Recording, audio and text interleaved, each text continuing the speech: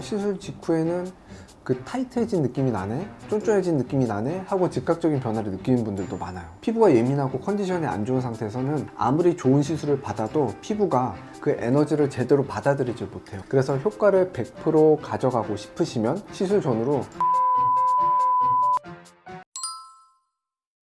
원장님, 근데 리프팅 시술이 종류가 진짜 많잖아요. 그쵸. 약간 크게 보면 고주파랑 초음파로 나뉘는 것 같은데 정확한 차이가 뭘까요? 맞아요. 그 장비 이름이 워낙 요즘 엄청 많잖아요. 리프팅 장비 이름들이. 그러니까 고객님들한테 설명을 한다 해도 되게 많이 헷갈려 하시더라고요.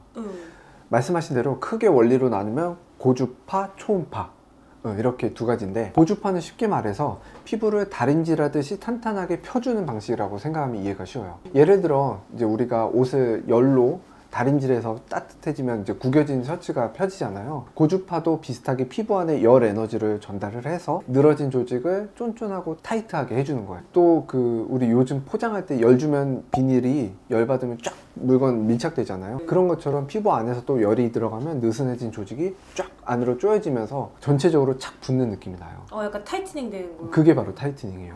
그리고 이제 피부 진피층에는 콜라겐이나 엘라스틴이라는 탄력 섬유들이 있는데, 이 섬유들이 열 자극을 받으면 수축하는 성질들이 있어서 시술 직후에는 그 타이트해진 느낌이 나네, 쫀쫀해진 느낌이 나네 하고 즉각적인 변화를 느끼는 분들도 많아요. 그렇게 설명해 주시니까 확 이해가 되는데. 그럼 초음파는요? 초음파는 하이프라고 하는데 고강도 집적 초음파라고 해요. 고주파보다는 깊은 층, 근막층이라고 하는 이제 근육의 위에 있는 근막층에 에너지를 한 점으로 집중해서 쏴주는 방식이라고 보시면 돼요. 왜 우리 어릴 때 운동장에서 돋보기로 햇빛 모아서 검은 종이 막 태워본 적 있잖아요. 딱 그 느낌이에요. 에너지를 넓게 데우는 그런 느낌이 아니라 한 지점에 콕 집중시키는 거죠. 그렇게 깊은 층의 열 에너지를 자극하면 그 부위에 미세한 열 응고점이 생기고, 그 과정에서 조직이 수축이 일어나고 리프팅이 되고, 시간이 지나면서 콜라겐이 새로 만들어지고 리모델링이 되는 거예요. 그러면 약간 느낌이 고주파는 뜨끈한 다리미처럼 따뜻하게 데워지는 느낌이고, 초음파는 더 깊숙이 쏘니까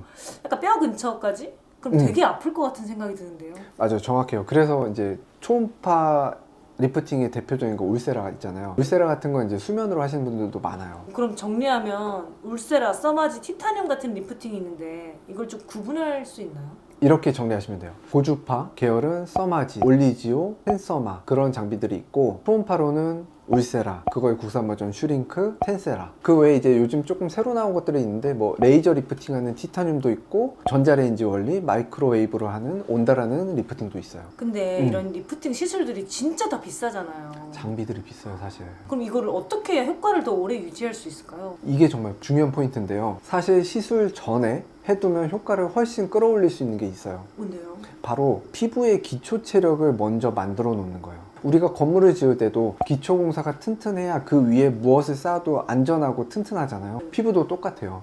피부가 예민하고 컨디션이 안 좋은 상태에서는 아무리 좋은 시술을 받아도 피부가 그 에너지를 제대로 받아들이지 못해요. 그래서 시술 전에는 충분히 잠도 자고 술도 마시지 말고, 그리고 보습을 충분히 해서 피부를 촉촉하게, 이런 것들 먼저 정리해 주는 게 정말 중요해요. 피부가 안정된 상태에서 리프팅을 받으면 같은 시술을 받아도 결과는 훨씬 다르게 나와요. 두 번째는 보습이에요. 보습은 정말 기본 중에 기본이면서 동시에 가장 중요한 관리입니다. 피부에 수분이 부족하면 재생력도 떨어지고 피부가 더 쉽게 늙고 처지고 주름도 더 잘 생기는 환경이 되거든요. 그래서 시술 전부터 피부가 촉촉하게 관리돼 있으면 리프팅 효과도 훨씬 잘 나와요. 뻣뻣한 옷도 우리가 다림질 할 때 물을 뿌리고 하잖아요. 스팀 한번 쐬주면. 그러면 주름이 훨씬 더 잘 펴지잖아요. 피부도 마찬가지예요. 속이 촉촉해야 리프팅이 딱 잘 올라옵니다. 그리고 시술 후에는 피부가 열을 식히고 콜라겐을 새로 만들면서 말 그대로 재생 공사에 들어가는데, 이때 제일 많이 필요한 재료가 바로 물, 수분이에요. 수분이 부족하면 우리가 넣은 그 비싼 에너지가 겉돌 수도 있고 회복 속도 자체가 느려질 수도 있거든요. 그래서 효과를 100% 가져가고 싶으시면 시술 전후로 수분을 충분히 채워주는 거, 이게 정말 중요해요. 세 번째는요, 우리가 아무리 비싼 리프팅을 받아도 결국 매일 짓는 표정 습관이 그대로면 효과가 빨리 돌아오기 쉬워요. 예전처럼. 그래서 리프팅은 1년에 한두 번 하는데 표정은 매일 짓고 살잖아요. 실제로 우리 리프팅 효과가 빨리 떨어지는 이유 중 하나가 바로 아래로 당기는 표정 근육 때문이거든요. 예를 들면 무의식적으로 막 입꼬리를 내리는 표정 같은 거 있잖아요. 그래서 리프팅 받고 나서 또 이런 습관이 계속 쌓여 있으면, 그대로면 비싼 돈 주고 막 올려놨는데 일상에서 계속 아래로 누르고 사는 상황이 되는 거예요. 그럴 때는 보조적으로 입꼬리 내림근 같은 넓은 목근 같은 부분에 보톡스를 살짝 도와주면 좋아요. 보톡스로 그런 근육을 덜 쓰게 만들어주면 피부를 아래로 잡아당기는 힘이 줄어들고 오히려 리프팅 효과가 훨씬 오래 가게 되는 거죠. 그리고 마지막으로는 이것도 약간 보조적인 시술이 될 수 있는데요. 울세라를 수면으로 받을 때 어차피 아픈 거 한 번에 끝내자 해서 막 스킨 부스터 같이 받는 분들 꽤 있거든요. 그거 그냥 둘 다 좋으니까, 둘 다 아프니까 그냥 한 번에 하려는 거 아니에요? 그런 것도 있는데 생각보다 효과 때문에 하는 경우도 더 많아요. 스킨 부스터의 가장 큰 포인트는 피부가 스스로 회복하고 재생할 수 있는 환경을 만들어주는 거잖아요. 피부 장벽을 더 튼튼하게 잡아주고 보습 컨디션도 같이 끌어올려주는 쪽이니까. 결국 리프팅이 올려주는 시술이라면 스킨 부스터는 그걸 오래 버틸 수 있게 피부 상태를 받쳐주는 역할을 해준다고 보시면 돼요. 그래서 같이 받으면 좋을 수밖에 없죠. 아, 그래서 그렇게 묶어서 있는 거예요? 사실 리프팅은 주기에 맞춰서 꾸준히 관리해주는 게 지속 효과가 제일 커요, 사실. 팩트죠. 어쩌다 한번 뭐 몇 년에 걸쳐서 뭐 한두 번 받는다고 막 드라마틱하게 막 당겨지진 않거든요.